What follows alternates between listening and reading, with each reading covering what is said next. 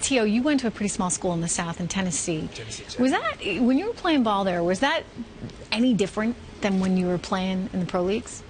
No, other than you have to get up and go to school every day.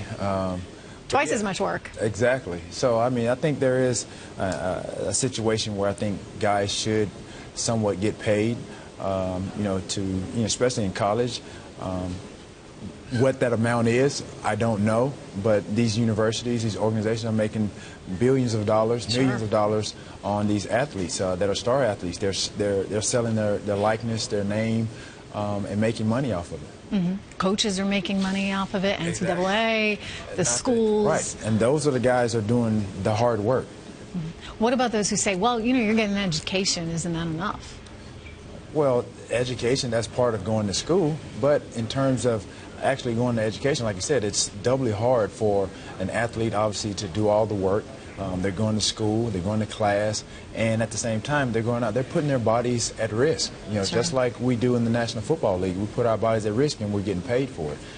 Yeah, I know you care about young people, not just the young college players, but you're doing a lot to help young people stay on course, follow things through. Tell me about the What to Do global campaign. Well, for me, it's I know what I've done throughout my career to make it to the level that I've made it, and I was a person that was given an opportunity to play starting at UT Chattanooga.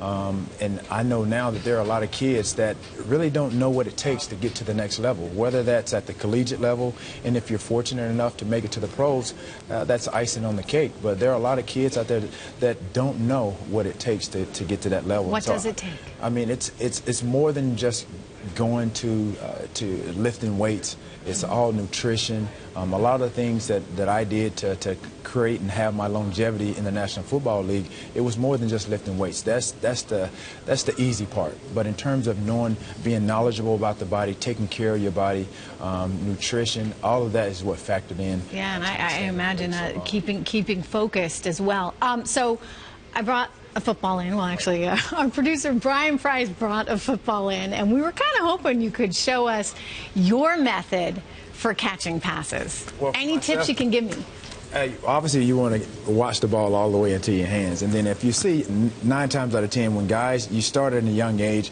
once you start getting into a repetition and a habit, you kind of tend to just know it's a natural thing. But starting out, for kids, I would definitely start to say, watch the ball all the way into your hands. Then you want to tuck it and keep it close to the body. And then just run. And you run like your life depends on it. And I think that's why I had a lot of touchdowns, because I was scared. I didn't want to get hit by all the big guys.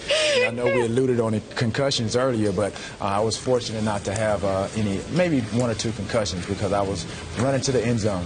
153 touchdowns, a pretty amazing career.